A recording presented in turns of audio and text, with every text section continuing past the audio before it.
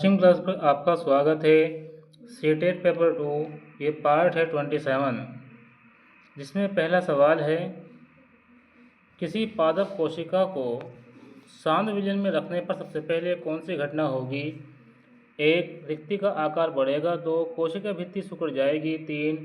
Protoplast कोशिका भित्ति से अलग होने लगेगा। 4. केंद्रक विभाजित होगा। विकल्प नंबर 3 इसका आंसर सही हो जाएगा। प्रोटोप्लास्ट कोशिका भित्ति से अलग होने लगेगा। सवाल नंबर 2, यदि किसी जीव में गुणसूत्र की संख्या 2n बराबर 24 है तो मियोसिस सेकंड के अंत में प्रत्येक पुत्री कोशिका में गुणसूत्रों की संख्या होगी। देखिए यहाँ दे रखा है 2n बराबर दे रखा है 24, तो हमें n का मान निकालना है। तो यहाँ हो जाएगा 24/2, डिवाइड कर देंगे, 2 एकम 2, 2 दूनी 4, तो n का मान कितना आ जाएगा? 12 आ जाएगा। तो विकल्प नंबर 12 जो है 2 में है, तो विकल्प नंबर 2 इसका सही हो जाएगा। सवाल नंबर 3, मानव हृदय में ऑक्सीजन युक्त रक्त सर्वप्रथम किस संरचना में प्रवेश करता है? दाया अलिंद, बाया नीले, बाया अरिंद, दाया नीले। देखिए जो मानव का हृदय होता है उसमें जो है 4 चैम्बर पाए जाते हैं, जिसमें 2 अलिंद होते हैं और 2 नीले होते हैं। तो इसका तो आंसर हो जाएगा विकल्प नंबर 3 बाया अलिंद। सवाल नंबर 4, निम्न में से कौन सा हार्मोन रक्त में कैल्शियम आयनों की मात्रा बढ़ाता है? Number 1 thyroxine, number 2 insulin, number 3 parathormone, number 4 adrenaline. विकल्प नंबर 3 इसका आंसर सही हो जाएगा, पैराथार्मोन। सवाल नंबर 5, यदि प्रकाश संश्लेषण के दौरान CO2 की आपूर्ति रोक दी जाए तो सबसे पहले किस प्रक्रिया पर प्रभाव पड़ेगा? नंबर 1 जल का फोटोलाइसिस, नंबर 2 ATP का निर्माण, नंबर 3 केल्विन चक्र, नंबर 4 क्लोरोफिल उत्तेजन। विकल्प नंबर 3 इसका आंसर सही हो जाएगा, केल्विन चक्र। सवाल नंबर 6, यदि किसी चालक का प्रतिरोध दोगुना और उस पर लगाया गया विभवांतर भी दोगुना कर दिया जाए तो धारा होगी। नंबर 1 दोगुनी, नंबर 2 आधी, नंबर 3 अपरिवर्ती, नंबर 4 चारगुनी। देखिए प्रतिरोध और विभवांतर क्या होते हैं? अनुक्रमानुपाती होते हैं। यानी कि प्रतिरोध दोगुना है तो विभवांतर भी क्या है? दोगुना है, यानी कि इसमें कोई परिवर्तन नहीं होगा। विकल्प नंबर 3 इसका आंसर सही हो जाएगा, अपरिवर्तित। अब देखिए इसमें कहा गया है प्रतिरोध दोगुना, उस पर लगाया विभवांतर भी दोगुना कर दिया जाए तो धारा होगी। अब इसमें जो है धारा का मान क्या है? अब धारा का मान जो रहेगा वो अपरिवर्तित रहेगा, क्योंकि फॉर्मूला क्या होता है? फॉर्मूला होता है V बराबर IR।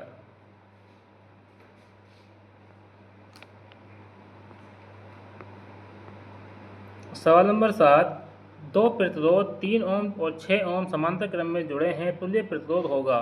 अब देखिए हमें तुल्य प्रतिरोध निकालना है, तो तुल्य प्रतिरोध हम निकालेंगे तो यानी कि इसको हम जो है 1/R' मान लेंगे तुल्य प्रतिरोध को। तो यहाँ देखिए R1 का मान कितना है? 3, तो 1/3, और R2 का मान कितना है? 1/6। इससे एलसीएम निकालेंगे तो यहाँ तो आ जाएगा 6 एलसीएम में 3 दूनी 6। इसको 3 को जो है 3 से भाग देंगे 6 को तो 2 बार जाएगा, और 6 कम 6 6 से भाग देंगे 6 को तो 1 बार। तो ये कितना हो जाएगा? ये हो जाएगा 3/6। इसको डिवाइड करेंगे 3 कम 3 और 3 दूनी 6, तो यह आ जाएगा 1/2। अब हमें R इसका मान चाहिए तुल्य प्रतिरोध का, तो ये हो जाएगा 2। इसका जो मान हो जाएगा वो 2 हो जाएगा। तो विकल्प नंबर 2 इसका आंसर सही है। सवाल नंबर 8, चुंबकीय क्षेत्र में गतिमान आवेशित कण पर लगने वाला बल अधिकतम होगा। नंबर 1 वेग और क्षेत्र समांतर हो, नंबर 2 वेग और क्षेत्र विपरीत दिशा में हो, नंबर 3 वेग क्षेत्र के लंबवत हो, नंबर 4 वेग शून्य हो। विकल्प नंबर 3 इसका आंसर सही हो जाएगा, वेग क्षेत्र के लंबवत हो। सवाल नंबर 9, उत्तल लेंस की फोकल दूरी 20 सेंटीमीटर है। यदि वस्तु 40 सेंटीमीटर रखी जाए तो प्रतिबिंब होगा वास्तविक उल्टा एवं समान आकार का, वास्तविक बड़ा, वास्तविक छोटा। तो विकल्प नंबर 2 इसका आंसर सही हो जाएगा, वास्तविक उल्टा एवं समान आकार का। सवाल नंबर 10, किसी अवतल दर्पण के सामने वस्तु फोकस और वक्ता केंद्र के बीच रही हो तो प्रतिबिंब होगा। सीधा एवं बड़ा, उल्टा एवं बड़ा, उल्टा एवं समान आकार का, सीधा एवं छोटा। विकल्प नंबर 2 इसका आंसर सही हो जाएगा, उल्टा एवं बड़ा। सवाल नंबर 11, आवर्त सारणी में बाएं से दाएं जाने पर सामान्यतः परमाणुत्रिज्या बढ़ती है, घटती है, अपरिवर्तित रहती है, पहले बढ़ती है फिर घटती है। तो विकल्प नंबर 2 इसका आंसर सही हो जाएगा, घटती है। सवाल नंबर 12, निम्न में से कौन सा यौगिक से संयोजक है? Sodium chloride, magnesium oxide, carbon dioxide, potassium bromide. तो विकल्प नंबर 3 इसका आंसर सही हो जाएगा, कार्बन डाइऑक्साइड। सवाल नंबर 3, Fe2O3 प्लस 2L, लिखेंगे L2O3 प्लस 2Fe, अभिक्रिया किस प्रकार की है? संयोजन, वियोजन, विस्थापन, द्विविस्थापन। देखिए ये जो अभिक्रिया है विस्थापन अभिक्रिया है। विकल्प नंबर 3 इसका आंसर सही हो जाएगा।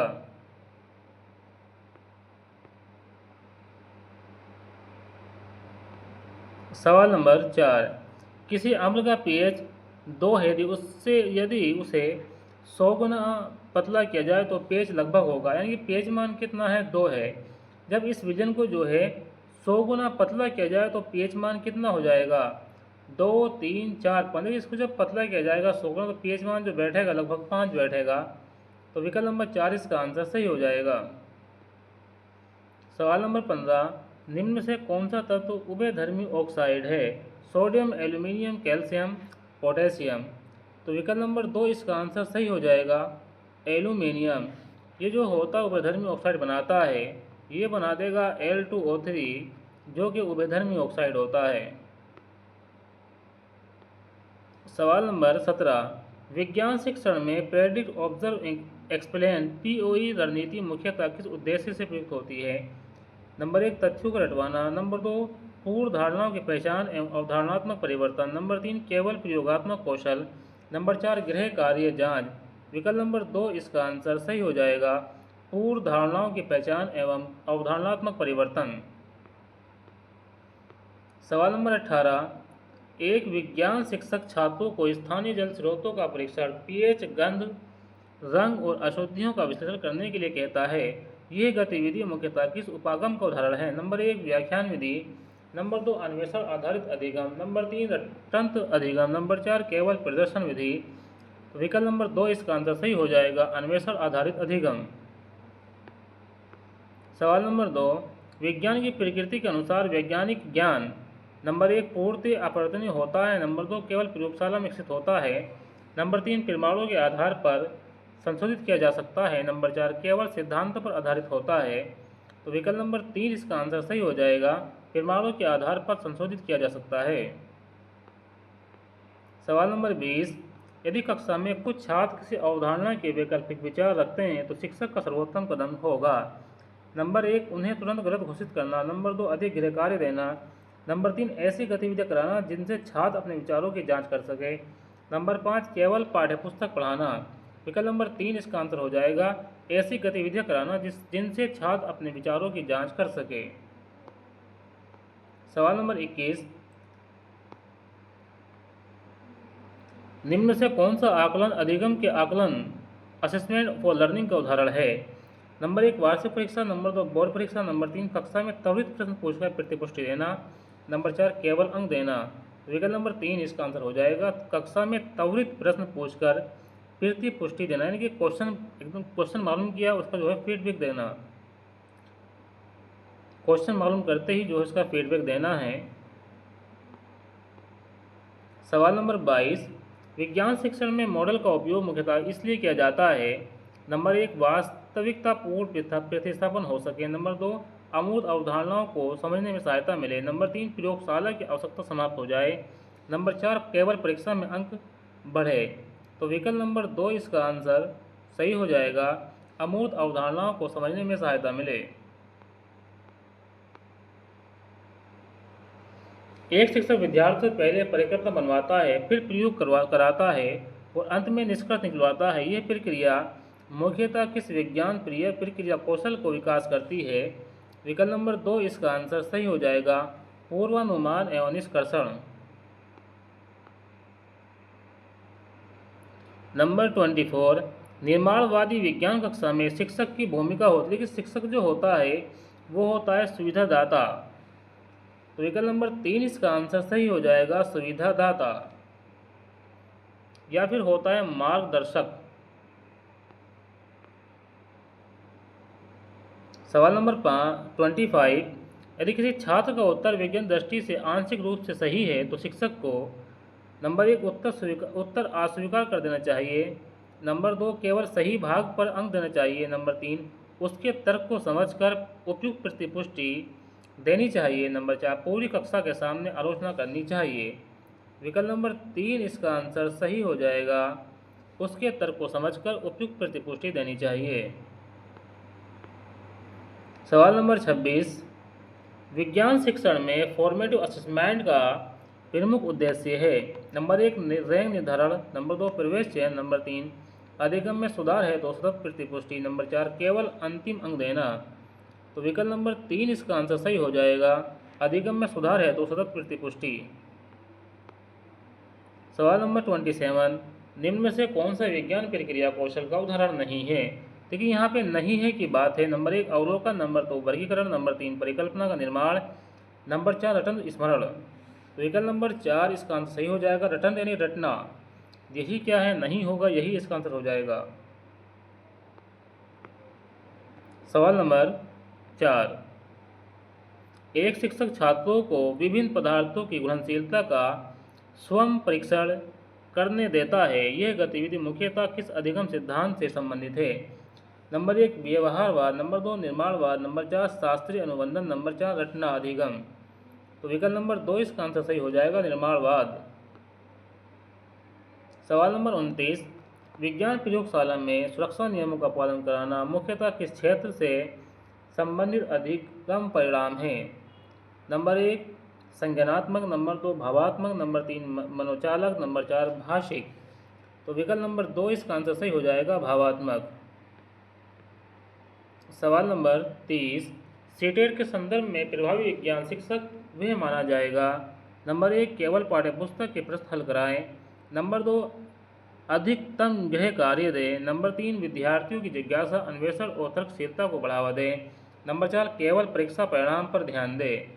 ऑप्शन नंबर 3 इसका आंसर सही हो जाएगा, विद्यार्थी की जिज्ञासा अन्वेषण और तर्कशीलता को बढ़ावा दें।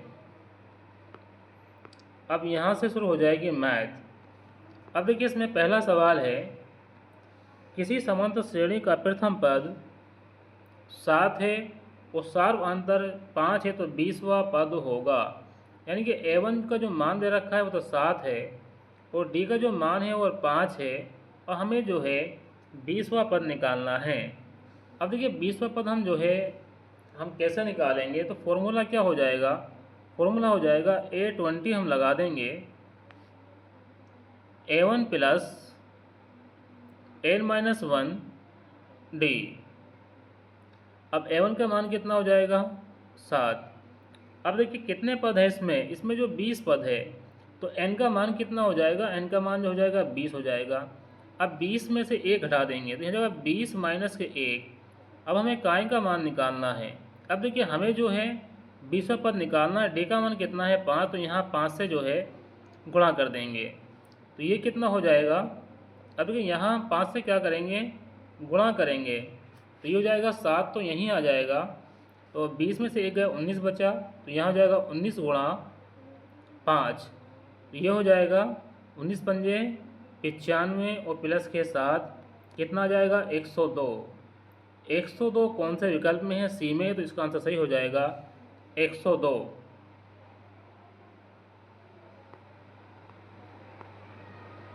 अब देखिए सवाल नंबर 5, 13, 18, 23 का 25वां पद क्या होगा। अब देखिए यहाँ 25वां पद हमें निकालना है। अब देखिए यहाँ पे जो मान दे रखा है, यहाँ पे मान है 13, 18, 23 और यहाँ से हमें 25वां पद निकालना है। अब देखिए यहाँ A1 का तो मान हो जाएगा 13। अब D का मान कितना हो जाएगा, इसमें जो अंतर है कितना है, 13, 5, 18, 18, 5, 23, तो यहाँ अंतर जो है 5 का है, यानी कि D का मान कितना आ जाएगा, 5 आ जाएगा। अब 25वां पद निकालना है, यानी कि N का मान कितना है, N का मान जो है वो 25 है।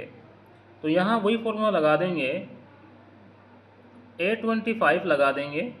एवन का मान कितना हो जाएगा, एवन का मान जो है वो 13 है, और यहाँ एन का मान कितना है 25, 25 में से एक घटाओ कितना आ जाएगा 24, तो यहाँ आ जाएगा 24 गुणा 5।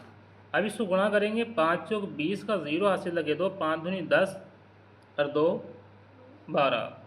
देखिए 5 चौक 20 का 2 हासिल लगा 2, 5 दूनी 10 और 2 12, ये कितना होगा 120। यहाँ कितना है 13, तो 120 और 13 कितना आ जाएगा, ये आ जाएगा 120 और 13 कितना आ जाएगा, यह आ जाएगा 133। 133 कौन से विकल्प में है, विकल्प नंबर बी में, तो विकल्प नंबर 20 का आंसर हो जाएगा 133, विकल्प नंबर बी। अब देखिए सवाल नंबर 6 है, किसी वृत्त की त्रिज्या 7 सेमी उसके क्षेत्रफल और परिमाप का अनुपात होगा। अब देखिए क्षेत्रफल और परिमाप का हमें अनुपात निकालना है। क्षेत्रफल का जो फॉर्मूला होता है वृत्त के पाई आर स्क्वायर होता है, और परिमाप का जो हो जाएगा वो 2 पाई आर हो जाएगा। अब देखिए पाई से तो पाई को काट देंगे, आर का मान कितना है 7 सेंटीमीटर है, आर का मान 7 सेंटीमीटर है, लेकिन क्षेत्रफल में क्या है, क्षेत्रफल में जो है आर स्क्वायर है, तो यहाँ 7 को जो है 2 बार लिखेंगे, 7 गुणा 7। अब यहाँ क्या बच गया 2 बच गया है, यहाँ 7 1 है, तो आर का मान है 7 लिखेंगे, 7 को 7 काटेंगे तो कितना जाएगा 7/2।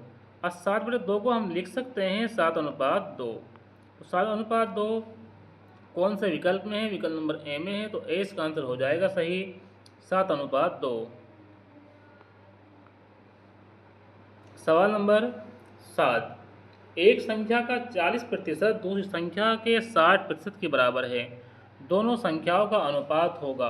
देखिए एक संख्या को तो हम x मान लेते हैं, यानी एक जो संख्या है उसको तो x मान लेंगे, तो x गुणा कितना हो जाएगा 40% हो जाएगा, और दूसरी संख्या को y मान लेंगे, y गुणा कितना हो जाएगा 60 हो जाएगा। x को तो यहीं रहने देंगे और बटे में y आ जाएगा, तो यहाँ तो 60 आ जाएगा, बटे में 40 आ जाएगा, डिवाइड करेंगे, इससे ये कट गया, 2 दूनी 4 और 2 तिया 6, ये आ गया 3/2। इसको अनुपात में लिखेंगे तो हम लिखेंगे 3:2। 3:2 कौन से विकल्प में, तो विकल्प नंबर बी इसका आंसर सही हो जाएगा 3:2। अब देखिए यहाँ से सवाल है, सवाल नंबर 9, किसी वर्ग का विकर्ण 10 सेमी है तो क्षेत्रफल होगा। हमें वर्ग का क्षेत्रफल निकालना है, इसके लिए एक फॉर्मूला हो जाएगा, ये हो जाएगा a बराबर हो जाएगा 1/2 d का स्क्वायर। अब देखिए 1/2 तो यहाँ लिखेंगे, d यानी कि विकर्ण कितना है 10 सेंटीमीटर है, कितना है स्क्वायर में, तो 10 को 2 बार लिखेंगे, 10 गुणा 10 काटेंगे, 2 पंजे 10 और 5 ढाई 50, तो 50 आ जाएगा क्षेत्रफल, तो 50 जो विकल्प नंबर बी में, तो विकल्प नंबर बी इसका आंसर सही हो जाएगा। अब देखिए आगे सवाल देखें, ये सवाल कह रहा है, यदि किसी बेलन की ऊंचाई दोगुनी कर दी जाए और त्रिज्या आधी कर दी जाए तो आयतन होगा। यदि किसी बेलन की ऊंचाई दोगुनी कर दी जाए और त्रिज्या जो है आधी कर दी जाए तो आयतन होगा। देखिए बेलन का आयतन कितना होता है, बेलन का जो आयतन होता है वो होता है पाई आर स्क्वायर एच। तो V2 का मान अगर हम देखें, देखिए पाई तो पाई रहने देंगे, अब बेलन का जो त्रिज्या है वो कितनी कर दी गई, वो आधी कर दी गई, यानी कि 1/2।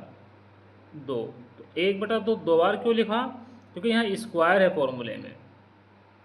अब h का मान कितना है 2 गुना है, तो 2 यहाँ लिखेंगे, इस 2 से 2 काटेंगे तो हो जाएगा 1/2, यानी कि इससे जो है आधी हो जाएगी। तो आधी जो है विकल्प नंबर बी में है, तो विकल्प नंबर 20 का आंसर सही हो जाएगा, आधी हो जाएगी। अब देखिए सवाल नंबर 13। अब सवाल नंबर 13 की हम बात करते हैं, तो ये है 1 से 100 तक की सभी प्राकृतिक संख्याओं का योग निकालना है। 1 से 100 तक की जितनी प्राकृतिक संख्याएं हैं सभी हमें ज्ञात कर, सभी का योग निकालना है। अब देखिए हम योग कैसे निकालेंगे, इसके लिए हम फॉर्मूला लगाएंगे। फॉर्मूला क्या है, फॉर्मूला ये है कि s बराबर हो जाएगा n और n+1 और बटे में हो जाएगा 2, ये फॉर्मूला है। अब इस फॉर्मूले से हम निकालेंगे, देखिए n का मान कितना है 100, क्योंकि 1 से 100 तक की सभी प्राकृतिक संख्याओं का योग निकालना हमें, तो n का मान तो हो गया 100, गुणा लगा देंगे, n का मान 100 और 1 हो जाएगा, कितना होगा 101, और बटे में कितना जाएगा 2, डिवाइड कर देंगे, 2 पंजे 10, कितना आ गया 50, तो इसको गुणा कर दो, 0 यहाँ लगा देंगे, 5 ही कम 5, 5 0 0 और 5 ही कम 5, कितना जाएगा, क्या जाएगा 5050। तो 5050 विकल्प नंबर बी में है, तो विकल्प नंबर 20 का आंसर सही हो जाएगा 5050। अब यहाँ सवाल नंबर 15 है, किसी त्रिभुज की भुजाएं 5 सेमी, 12 सेमी और 13 सेमी है, तो इसका क्षेत्रफल निकालिए। अब देखिए हमें इसका क्षेत्रफल निकालना है, तो क्षेत्रफल निकालने के लिए हमें पहले परिमाप चाहिए। अब परिमाप कितना हो जाएगा, इनको जोड़ देंगे, 5 प्लस 12 प्लस 13 और इसको बटे में 2 लिखेंगे, तो ये हो जाएगा 13 और 5 18 और 12 30, तो ये हो जाएगा 30/2, डिवाइड करेंगे तो ये हो जाएगा 2 एकम 2, 2 पंजे 10, यानी कि जो परिमाप निकल कर आया है वो निकल कर आया है 15। अब s का तो मान हमारे पास आ गया, कितना है s का मान, s का मान जो निकल के आया, जो निकाला था वो 15 निकाला था। अब क्षेत्रफल निकालेंगे, तो क्षेत्रफल का जो फॉर्मूला हो जाएगा वो क्या हो जाएगा, अब देखिए क्षेत्रफल का जो फॉर्मूला हो जाएगा, अब यहाँ क्या है, परिमाप कितना है 15 है, अब परिमाप जो है 15, तो 15 तो यहाँ लिखेंगे, अब 15 में से घटाएंगे 5, कितना आ जाएगा, जब 15 में से 5 घटाएंगे तो कितना आ जाएगा 10 आ जाएगा, तो यहाँ लिखेंगे 10। अब घटाएंगे 15 में से 12, कितना आ जाएगा 3, तो यहाँ 3 लिखेंगे, घटाएंगे 15 में से 13, कितना आ जाएगा 2, हाँ 2 लिखेंगे, इसको कर देंगे रूट में। अब देखिए यहाँ देखिए इसको आगे बढ़ाएंगे, हम 15 को लिख सकते हैं 5 गुणा 3, 10 को लिख सकते हैं 5 गुणा 2 और 3 गुणा 2 इसमें लिखा हुआ ही है। देखिए 1 5 ये हैं, 1 5 ये हैं, 1 3 ये है, 1 3 ये है, 1 2 ये है, 1 2 ये है। अब 1 5 लेंगे बाहर और 1 3 लेंगे बाहर और 1 2 लेंगे बाहर, तो गुणा कर देंगे, 5 या 15 पदों में 30, तो कितना क्षेत्रफल आया 30 आया। अब 30 विकल्प नंबर ए में है, तो विकल्प नंबर ए इसका आंसर सही हो जाएगा 30। अब देखिए सवाल नंबर 17, किसी घन की भुजा 6 सेंटीमीटर है, उसका संपूर्ण पृष्ठीय क्षेत्रफल होगा। देखिए संपूर्ण पृष्ठीय क्षेत्रफल हमें निकालना है, वो हो जाएगा 6 गुणा भुजा का स्क्वायर। अब 6 गुणा भुजा कितनी है 6, तो 6 को 2 बार लिखेंगे, गुणा करेंगे 6 छंग 36, 36 छंगा 216, कितना आ जाएगा 216, 216 विकल्प नंबर सी में, तो विकल्प नंबर सी इसका आंसर सही हो जाएगा 216। अब ये है सवाल नंबर 18। सवाल नंबर 18, यदि किसी वस्तु का अंकित मूल्य 800 रुपये है तब 15% छूट दी जाती है, तो विक्रय मूल्य होगा। देखिए हमें विक्रय मूल्य इसका निकालना है, तो विक्रय मूल्य के लिए फॉर्मूला लगा देंगे, विक्रय मूल्य यहाँ लिखेंगे SP, अंकित मूल्य कितना है 800 रुपये गुणा, अब यहाँ आएगा 100 प्लस माइनस, यानी कि छूट है 15%, तो 100 में से क्या कर देंगे 15 घटा देंगे, कितना आ जाएगा 85 आ जाएगा, और बटे में कितना आएगा फॉर्मूले में 100 आएगा, इस 2 से 0 काटेंगे, गुणा कर लेंगे 50 8 की 85 की, 8 पंजे 40 का 0, हाथ से लगे 4, 8 64 और 4 68 आ जाएगा, कितना आ गया 680 आ गया। अब 680 विकल्प नंबर बी में, तो विकल्प नंबर बी इसका आंसर सही हो जाएगा 680। अब देखिए सवाल नंबर यह है, किसी वृत्त का व्यास 14 सेंटीमीटर है तो परिधि होगी। अब हमें परिधि निकालनी है, वृत्त की परिधि कितनी हो जाएगी, ये हो जाएगी 2πr। भाई 2 गुणा पाई का मान कितना होता है 22/7 होता है, आर का मान कितना है, देखिए ये 14 व्यास है, तो इसका आधा जो है त्रिज्या हो जाएगी, यानी कि 7 हो जाएगी, इसको काटेंगे और 22 दूनी 44, 44 कौन सा में विकल्प नंबर बी में, तो 44 इसका आंसर आ जाएगा। अब यहाँ इस सवाल को देखें, तो ये सवाल है, किसी समांतर श्रेणी के प्रथम 10 पदों का योग 275 है, तो तथा प्रथम पद 5 है, तो सार्व अंतर होगा। अब देखिए इसके लिए फॉर्मूला हम लगाएंगे, फॉर्मूला ये होता है एस एन बराबर हो जाएगा n/2 और ब्रैकेट में लिखेंगे 2a प्लस n-1 और यहाँ लगा देंगे d और इसको ब्रैकेट में जो है बंद कर लेंगे। इस फॉर्मूले से हम क्या करेंगे, इसका हमें आंसर निकालना है। हमें सार्व अंतर ज्ञात करना है। देखिए कितना योग दे रखा है, योग जो है कितना है 275 है। 275 योग हो तो हम यहीं लिखेंगे, ये हो जाएगा हमारा 275। अब n का मान कितना है, कितने पद है 10 है, तो n का मान कितना हो जाएगा 10 हो जाएगा। फॉर्मूले में बटे में क्या है 2 है, ब्रैकेट लिखेंगे, अब 2 लगाएंगे। अब प्रथम पद कितना है 5 है, तो a क्या है प्रथम पद है तो यहाँ 5 लिखेंगे, प्लस लगा देंगे। n का मान कितना है, n का मान 10 पद है तो 10 n-1 है, ठीक है। 10 में से 1 घटाएं कितना आ जाएगा 9 गुणा आ जाएगा साथ में d। अब इसको आगे हल करेंगे तो कितना आ जाएगा, देखिए ये 275 के गुणा में कितना आ जाएगा 2 आ जाएगा। इसको डिवाइड कर देंगे यहीं पे, ये हो गया 5 से डिवाइड कर दो इसको, 5 पंजे 25, 2 बचा 5 पंजे 25, ये कितना आ गया, ये आ गया 55। अब ये 55 आ गया। अब ये 5 दूनी 10 है, इधर जाके माइनस का 10 हो जाएगा, इधर क्या बचा 9d बचा। 55 में से अगर 10 निकाल लेंगे तो कितना बचेगा, कितना बचेगा 45, तो 45 के बटे में कितना जाएगा 9 आ जाएगा। यहाँ d का मान चाहिए, काटेंगे 9 पंजे 45, तो कितना आ गया 5 आ गया। विकल्प नंबर 5 जो है बी में है, तो इसका 5 आंसर हो जाएगा। यानी कि इसमें जो d का मान निकल कर आया सार्वंतर वो 5 निकल कर आया, तो 5 हमारा आंसर हो जाएगा। अब देखिए इस सवाल को देखें, ये सवाल है किसी समांतर श्रेणी के प्रथम 10 पदों का योग 275 है, सार्व अंतर है। ये सवाल डबल है क्या, ये सवाल डबल है। अब देखिए इस सवाल को देखेंगे, ये सवाल है यदि किसी आयत की लंबाई 12 सेमी तथा चौड़ाई 5 सेमी तो उसका विकर्ण होगा। हमें इसका विकर्ण का मान निकालना है, तो विकर्ण का मान कैसे निकालेंगे भाई, 12 का स्क्वायर कर देंगे और 5 का स्क्वायर कर देंगे। इसका स्क्वायर कितना हो जाएगा 12 का 144 हो जाएगा, 5 का 5 पंजे 25 हो जाएगा। दोनों को जोड़ो कितना आएगा 5 4 9, 4 2 6, 1 कितना 169। ये किसका है 13 का है, तो 13 इसका आंसर हो जाएगा। विकल्प नंबर सी में 13 दे रखा है, यही इसका आंसर हो जाएगा। अब देखिए सवाल नंबर 25, यदि कि संख्या का वर्ग 1764 है तो संख्या हो जाएगी 42। विकल्प नंबर सी आंसर हो जाएगा। इसका वर्ग जो हो जाएगा वो संख्या बैठेगी 42, विकल्प नंबर सी आंसर इसका हो जाएगा।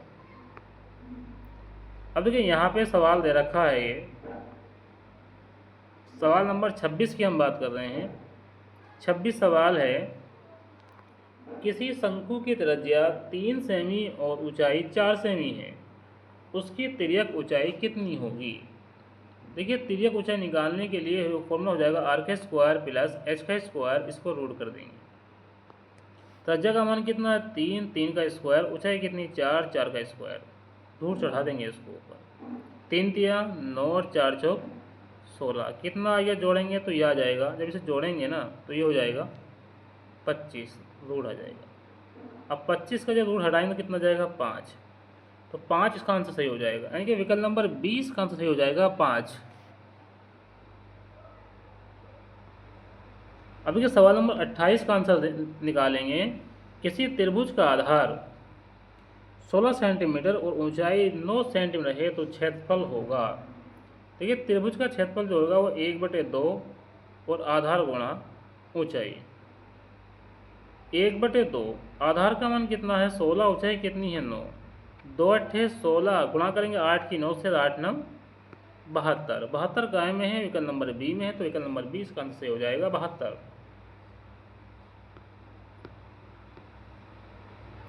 वीडियो को लाइक करें और अपने दोस्तों में शेयर करें। ये पार्ट नंबर 27 है। चैनल को सब्सक्राइब करना ना भूलें। मिलते हैं नेक्स्ट वीडियो में। Thanks for watching this video.